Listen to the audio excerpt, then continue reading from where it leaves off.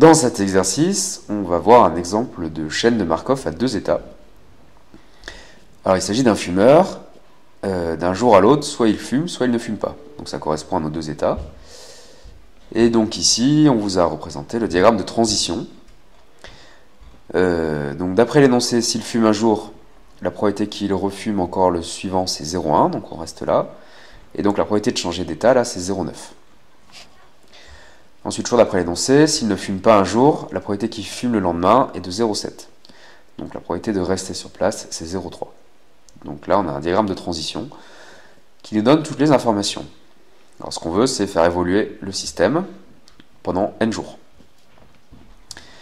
Donc on fixe un entier n, et on note, d'après l'énoncé, AN, c'est le fumeur fume le jour n, et AN bar, c'est son contraire. Donc ces deux événements forment un système complet d'événements, puisque c'est un événement à son contraire. On utilise la formule des probabilités totales pour calculer la probabilité de AN plus 1, c'est la probabilité qu'il fume le n plus unième jour. Donc on obtient ceci, et on utilise l'énoncé, donc P de n plus 1 c'est petit pn plus 1, P de n c'est petit pn, la probabilité qu'il fume le n plus unième jour, sachant qu'il fumait la veille, c'est 0,1, P de AN bar c'est 1 moins P de AN, donc 1 moins Pn, et la probabilité qu'il fume le n plus unième jour, sachant qu'il ne fumait pas la veille, c'est 0,7. Donc on arrive à cette formule, et après simplification, Pn plus 1 égale moins 0,6 Pn plus 0,7. Donc faites bien attention que AN est un événement, un ensemble, mais Pn, sa probabilité, c'est bien un réel.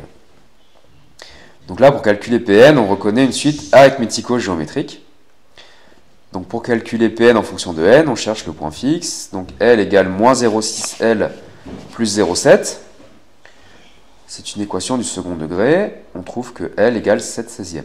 Donc ensuite, on a vu dans le chapitre sur les suites que la suite Pn moins L est géométrique de raison moins 0,6. Donc on trouve Pn moins L en fonction de P1 moins L. Attention, la puissance est n-1 et pas n, puisqu'on n'utilise pas le terme de rang 0, mais le terme de rang 1. Et donc la formule finale est la suivante. On a calculé Pn.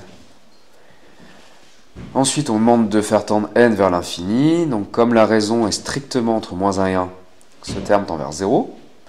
Et donc la suite Pn tend vers L qui valait 7/16e. Donc une interprétation, c'est si vous laissez varier le système très longtemps, eh bien il y a 7 chances sur 16 que le fumeur fume encore. C'est-à-dire que cette stratégie d'essayer d'arrêter de fumer dès qu'on fume, mais de recraquer assez fréquemment le lendemain, ne garantit pas du tout qu'on arrive à arrêter de fumer.